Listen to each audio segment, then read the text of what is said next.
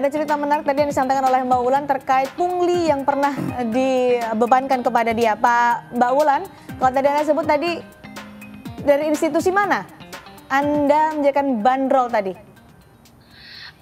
Saya tidak bisa menyebutkan karena di situ hanya saya dimasukkan ke dalam suatu ruangan, dilihat, dicek, kemudian tidak ada kurang berkas saya itu. Institusinya apa? Ya pokoknya di situ itu pokoknya semuanya badannya, pokoknya saya masuk prelim namanya BNP 2 TKI. BNP 2 TKI, baik Mbak Wulan, nanti bisa di off air dengan Pak Menteri langsung untuk menceritakan soal ini lebih rinci lagi. Ada yang punya tanggapan atau mungkin punya pengalaman yang sama dengan Mbak Wulan? Ada pungli-pungli yang dibebankan kepada Anda? Mungkin Mbak Anas yang dulu pernah menjadi ART di Malaysia?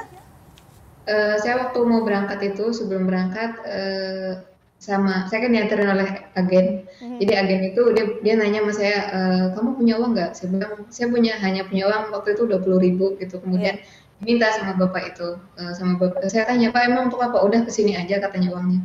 Uang itu dimasukkan ke dalam paspor. Kemudian sebelum cop paspor itu uang itu diambil sama petugas di imigrasi itu. Kemudian tahun 2007 ketika pertama kali saya pulang ke Indonesia, waktu itu kan peraturan TKI melewati pintu 3 bandara. Waktu itu saya belum tahu gitu, jadi saya lewat pintu 2 dan itu saya waktu itu ini berapa ya, 900.000 waktu itu. Ada juga pungli yang dibebankan. Mbak Melani, mungkin ini sudah sering kali juga kita dengar. Anda tidak melihat ada ketegasan pemerintah soal ini? Saya sendiri sering mengurusi secara langsung. Beberapa minggu lalu saya membantu satu orang, kita dapat laporan. Jadi dia pulang dan itu agennya termasuklah mengantar keluar dari bandara dan dia diturunkan di tengah jalan gitu. Dan kita ngadu ke, saya nggak boleh catat namanya, tapi kita ngadu langsung kok sama saya juga. Apa jawabannya waktu itu Mbak Melani? Ke kantornya dijawabnya gini, ya udah sih, udah di luar Jakarta juga aman kok. Itu jawabannya, ya. Pak Hanif. Di kantor apa? Di kantor apa tuh Mbak? Kemlu. Dan itu sering kok, maksudnya itu sering sekali itu kok sampai hari terus ini berulang, gitu. Pak Hanif. Kayaknya harian sih kalau aku. Gimana nih untuk jawab ini?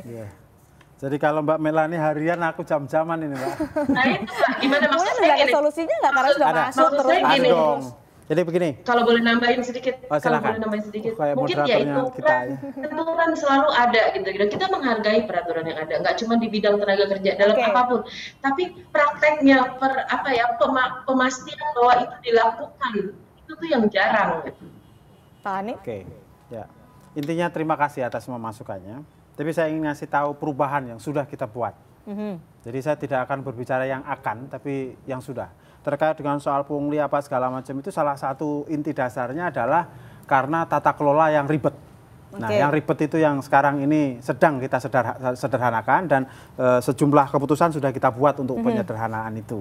Nah, yang kedua juga karena transaksi-transaksi yang terkait dengan keuangan di dalam proses penempatan itu bersifat cash, tunai. Nah, intinya sebenarnya di sini ini tata kelolanya yang harus diperbaiki dan saya sudah membuat permen, Permenaker nomor 22 ini tahun 2014. Nah, ini yang pada intinya mewajibkan soal online system.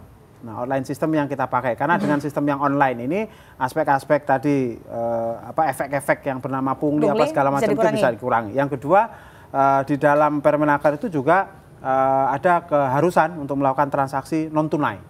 Nah, sekarang transaksi non tunai itu sedang disosialisasikan oleh BNP 2 TKI karena BNP 2 TKI dalam hal ini sebagai operator, Kemenaker sebagai regulator. Nah, jadi dari segi aturannya online system base, terus kemudian sama non tunai. Tengah dilakukan, Mbak Melani, Anda yang tadi mengaku berhari-hari.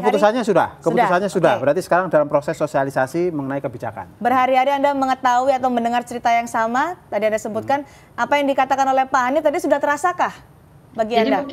Mungkin gini, buat Pak Hanif mungkin gini ya, saya sih mengharapkan, yuk Pak, bareng kalau saya boleh sih bareng Bapak, kalau mungkin Bapak mau diskusi sama saya mau kok ada diperbantukan untuk mensosialisasikan, untuk diskusi, untuk apapun. Jadi nggak cuma di pemerintah, tapi memang dari rakyat seperti saya open Pak untuk duduk bareng. Ayo, saya ceritain apa aja dari pihak Bapak, ayo kita kerjasama, dan saya benar-benar pengen melihat 5 tahun ke depan tuh apa planning rencana Bapak yang mendetail untuk semua tenaga kerja, untuk semua rakyat Indonesia, bukan dalam negeri, bukan luar negeri. Belum lagi yang tadi Bapak bilang kan ya sanggup, ya ABK, ya segala macam. Saya pengen menunggu Bapak memberikan secara detail kepada rakyat.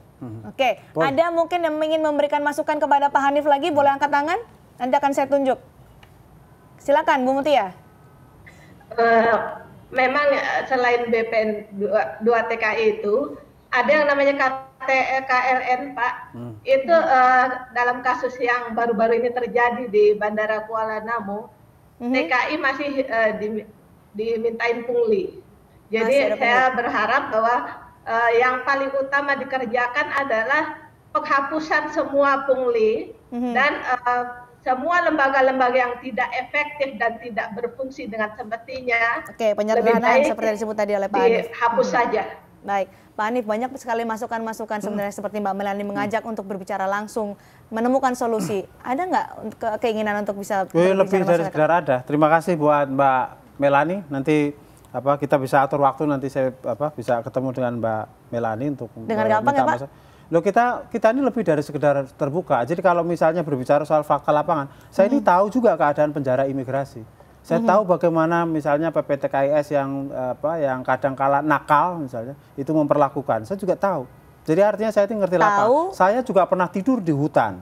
Ya. Karena saya pernah menjadi staf khusus Menaker di hutan di Malaysia sana. Saya juga tahu keadaannya itu. Jadi I know what is happening, ya kan? Yang ada itu seperti apa. Nah, jadi kita sekarang ini coba atur secara baik, tapi ini kan melibatkan banyak hal.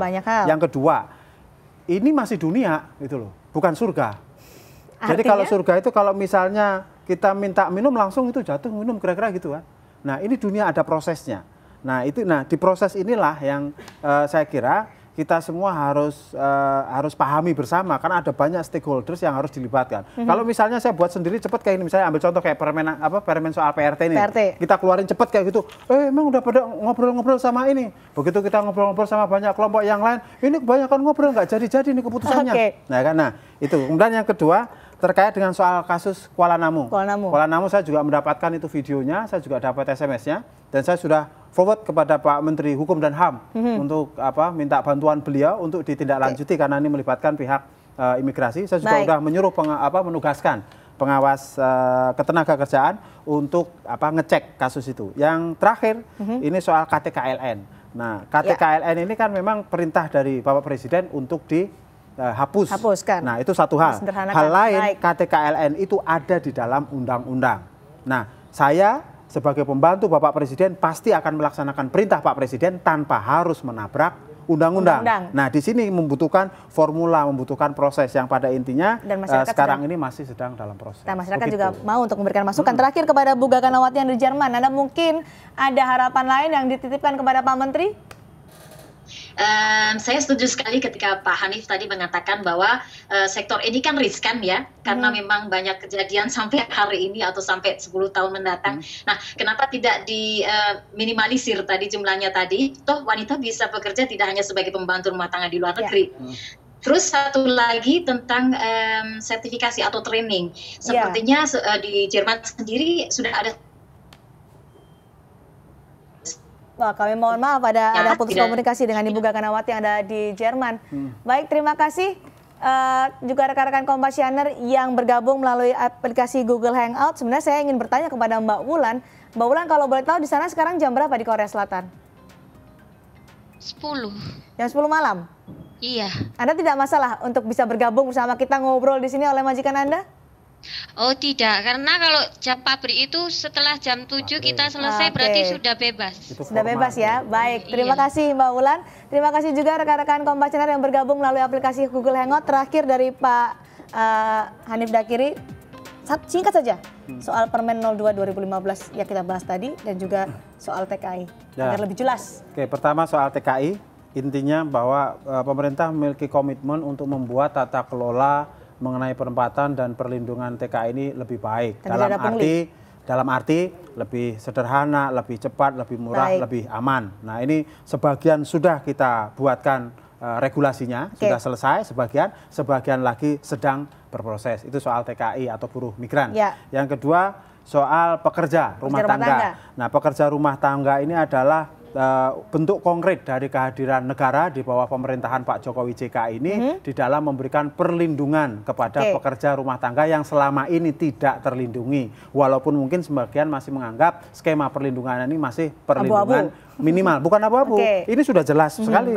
Nah, mudah-mudahan ini nanti bisa segera diundangkan dan disosialisasikan kepada stakeholders terkait. Baik, terima kasih Pak Hanif Dakiri telah bergabung bersama kami di Kompas Channel TV hari ini. Terima kasih tetangga saya. Terima kasih. Dan saudara tetaplah bersama kami di Kompas Channel TV. Kami akan kembali dengan reportase warga, baik cerita di dalam negeri dan juga di mancanegara. Sesaat lagi.